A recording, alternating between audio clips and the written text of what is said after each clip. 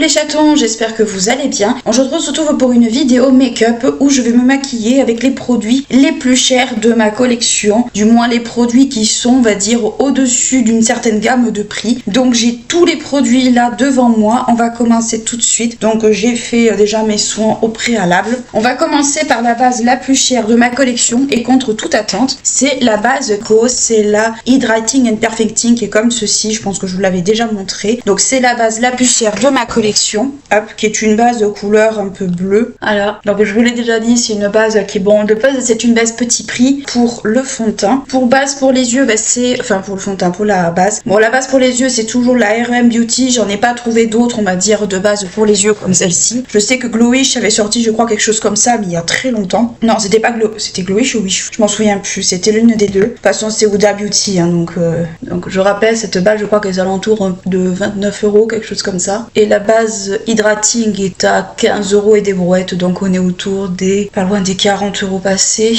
Alors, je suis pas très douée en calcul mental, ne m'en veuillez pas. Voilà, ensuite pour le fond de teint, alors ça s'est joué à deux références près. Vous avez d'abord le Terracotta de chez Guerlain, mais j'ai aussi le Lancôme. Alors ça se joue à vraiment 1 ou 2 € près, mais c'est celui-ci qui est le plus cher. Tout dépend aussi de là où vous l'achetez, mais c'est globalement celui-ci le plus cher. Donc moi c'est la teinte de N, si vous vous référez à mes teintes habituellement. Donc c'est celui-ci qui est dans ma collection qui est le plus cher, et aussi le plus récent également. Donc moi c'est un format échantillon, mais il existe en grand, hein. C'est un fond de teint qui est un peu soft mat, donc c'est un fond de teint qui peut convenir à beaucoup de gens. J'en avais un peu sur mon éponge. Hop, voilà pour le fond de teint. Pour le concealer, alors ça n'a pas été compliqué pour le choix, c'est le Born in Sweat de chez Too Faced. Donc moi c'est la teinte porcelaine, si vous vous référez à mes teintes. Donc c'est le plus cher que j'ai de ma collection. Autrefois ça aurait été le Dior, mais je ne l'ai plus depuis un sacré moment. Donc c'est le Too Faced qui est le plus cher de ma collection. Je crois que maintenant il est autour des 35 €. C'est impressionnant. En fait, ce que je reproche à Too Faced là-dessus, c'est qu'ils ont baissé la quantité, mais ils ont augmenté. Donc je suis pas très fan aujourd'hui.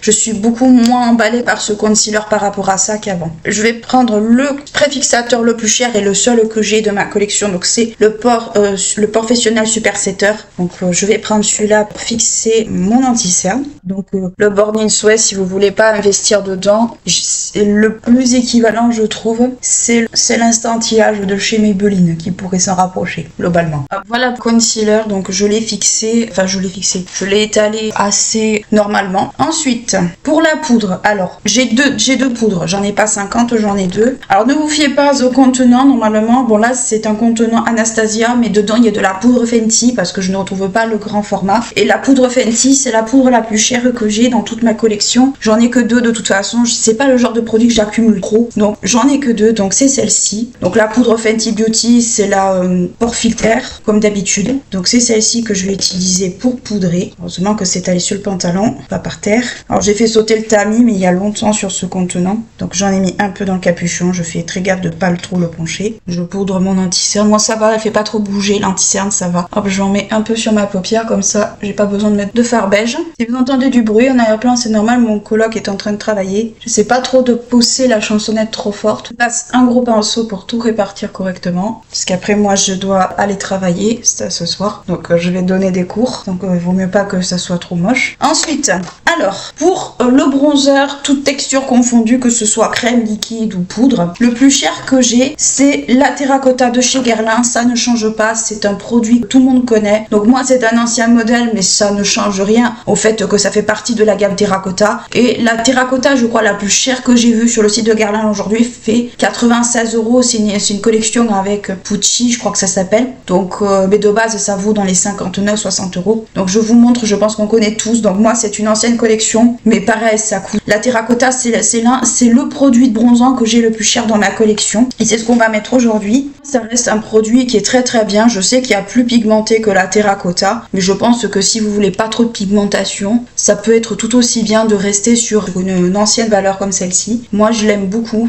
Moi c'était dans la gamme des jolis teints. Donc moi j'ai pris quoi J'ai pris la teinte 00 clair blonde. J'ai beau ne pas être blonde, ça me va quand même relativement pas trop mal. Donc c'est un bronzer, hein. C'est une poudre bronzante, mais ça fait partie de ces produits les plus chers de ma collection. Alors il y a beaucoup de produits luxe, hein, dans cette vidéo, je le souligne avant qu'on s'en étonne. Il y a beaucoup de produits luxe.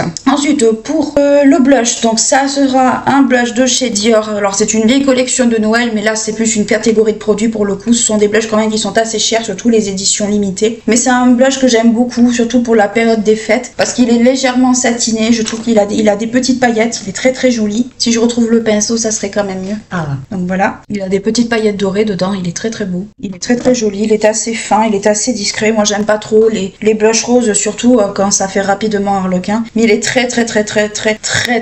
fin celui-là. Ensuite, pour l'highlighter, alors le tout confondu, c'est le Rare Beauty. Alors moi c'est la version liquide que j'ai, mais vous l'avez en version poudre. Alors moi il aurait fallu que je le mette en dessous, mais j'ai complètement oublié que je l'avais. Donc je vais en mettre légèrement au-dessus, mais je vais l'appliquer au doigt. Je vais pas l'appliquer à l'éponge, je vais juste l'appliquer au doigt, le dégrader au doigt. Mais c'est un des produits les plus chers de ma collection par rapport justement au prix. Parce qu'après j'ai beaucoup d'highlighters petit prix, mais très peu d'highlighters chers, parce que c'est pas le produit aujourd'hui vers lequel je me tourne le plus. Il y a eu une era highlighter à fond les ballons il y a quelques temps, et ça s'est un peu essoufflé, j'ai l'impression. Je pense qu'on en a fait un peu le tour. Là c'est plus ce blush bronzer qui reviennent beaucoup, mais pas highlighter en fait. Highlighter ça s'est pas mal calmé, ça s'est énormément calmé ces derniers temps. Ça me déplace un peu le fond de teint, mais ça je m'y attendais un peu. Mais après il était un peu rosé. Moi c'est la teinte Mesmerize que je mets toujours, parce que j'aime pas spécialement les teintes blanches. Je sais que c'est très joli sur moi, mais je sais pas, j'ai beaucoup de mal avec ces teintes là. C'est pas les teintes que je préfère à titre personnel. Donc je vais repasser un petit coup de Professionnel Super Setter. Ensuite, pour les sourcils, alors c'est deux produits Benefit, parce que ce sont les deux marques en fait. C'est la marque où j'ai le plus de produits et des produits qui sont les plus chers. On a d'abord le 24h Brow Setter de chez Benefit. Alors c'est une miniature, hein, mais la miniature vaut quand même beaucoup tout plus cher des fois que les trucs petit prix, et le grand est aux alentours des 26-29 euros, quelque chose comme ça. Donc là c'est juste pour représenter un peu sa catégorie de produits. Et ensuite j'ai la Brow Pommade comme ceci, que vous m'avez déjà vu utiliser. C'est le produit le plus cher que j'ai, parce que les sourcils, honnêtement, j'ai plus de coups de cœur en matière de petit prix des fois qu'en matière de prix, on va dire, plus classique. Normalement j'aurais dû le mettre en dessous, mais c'est pas grave. Alors je sais qu'il y en a qui vont me dire qu'il y a bien mieux sur le marché maintenant que celui-là, mais j'ai une affection assez marquée pour ce produit, donc je vais rester sur ce produit là. Donc maintenant la pommade, donc c'est la 24 Brow comme ceci, que vous connaissez déjà. Donc je vous remontre, donc il est bien entamé dedans. J'en prends très peu, parce qu'il en faut pas énormément, sinon vous allez faire des catastrophes. Après avec la chaleur, honnêtement elle a bien tenu. Voilà ce que ça donne avec les sourcils faits. Alors ça fait des sourcils très plaqués, moi ça me convient de temps en temps, mais c'est vrai qu'en ce moment j'ai trouvé un peu mon bonheur avec les crayons Kiko. Je vous ferai d'ailleurs une vidéo sur les produits les moins chers de ma collection, avec des petites pépites que vous allez m'en dire des nouvelles, si un jour vous arrivez à les avoir, je vous le souhaite. Donc ensuite pour les yeux, alors les palettes j'en ai beaucoup, de tous les prix, de la palette à 5 euros jusqu'à on va dire un prix exorbitant, mais la palette la plus chère que j'ai, c'est, vous allez peut-être comprendre, ma palette Guerlain. Alors c'était une édition limitée, mais bon, les palettes Guerlain elles valent, alors selon vous les achetez, ça vaut entre 73 et 81 euros, donc ça coûte très cher. Donc moi c'est une palette qui était en édition limitée, c'était la Summer Jeans, c'était la palette d'été 2023 si je me trompe pas. Elle est comme ceci, je l'ai pas très souvent utilisée parce que je la trouve trop belle, mais je vais faire un make-up assez simple. Bon après, le problème un peu des fards Guerlain, c'est que des fois soit ils sont très pigmentés, soit ils le sont pas assez. Celle-là, j'avoue que je suis un petit peu mitigée sur celle-ci. C'est pas une mauvaise palette, mais simplement testez-les quand même en magasin avant de les acheter ou d'y investir dedans. Je vais prendre une seule couleur de cette palette parce que j'ai un liner à tester. Donc je vais prendre le lilas qui est juste ici, parce que c'est la couleur que j'aime le plus dans cette palette, et je vais me maquiller uniquement avec ça. En ce moment je fais beaucoup de monochrome, je fais pas énormément de full make-up comme avant, je fais beaucoup de monochrome. C'est un lilas qui se voit pas énormément, mais quand vous voulez quelque chose de discret, honnêtement, il devrait sortir ce fard en mono. Autrefois ils avaient des monos Guerlain, mais ils les ont pas gardés longtemps. Et les palettes c'est tout récent, je crois que ça fait 2 ans qu'ils les ont sortis, parce qu'ils en sortaient de temps en temps pour Noël, pour ce genre de choses, mais après c'est vrai qu'ils en sortaient pas énormément. Ils avaient eu à un moment donné des monos, des fards crème, ce genre de choses, mais ils les ont jamais gardés très longtemps. Et moi j'ai une ancienne palette que je ne peux pas trop transporter parce qu'elle est cassée, mais que j'aime toujours autant. Faudrait d'ailleurs que je la ressorte un peu plus, parce qu'elle est vraiment très jolie. C'est dans les violets, en plus c'est violet et bleu, un peu comme celle-là, sauf qu'il n'y a pas le doré. Faudrait que je la ressorte. Et surtout en fait le violet, lilas, ce genre de choses. Donc, vous avez les yeux verts, alors même que vous les ayez pas, hein, qu'on soit bien d'accord, mais quand vous avez les yeux verts, honnêtement, c'est vraiment sublime. Ah, c'est vraiment magnifique. Quand je vois qu'elle fait quelques chutes, après ça, c'est du au pinceau. La palette la plus chère de ma collection, c'est celle-ci de chez Guerlain. Je l'aime bien, hein, malgré tout, parce qu'il y avait aussi le capuchon, mais la palette, c'est vrai, me faisait beaucoup plus de l'œil que le capuchon. Donc voilà. Ensuite, pour le crayon, ce sera un Dior pour le coup. Il y a beaucoup de produits de luxe, mais c'est les produits qui sont les plus chers dans ma collection. C'est vraiment, on va dire, les produits chers un peu à l'ancienne, c'est-à-dire que c'est pas du Westman Atelier ou autre. Moi, c'est vraiment des produits luxe pour le coup qui sont chers. Et je vais prendre justement le crayon de chez Dior. Donc c'est un Dior, pas un Dior chaud, je crois. Alors crayon eyeliner, donc non, c'est pas un Dior chaud. Donc moi, il est en bois, il est pas rétractable. Donc il est marron, il est pas noir. Hein. Voilà ce que ça donne avec le crayon marron. Moi, j'aime bien le crayon marron de temps en temps, mais c'est vrai que c'est pas le crayon, enfin c'est pas la teinte vers laquelle je me tournais automatiquement. Hop, voilà. Ensuite,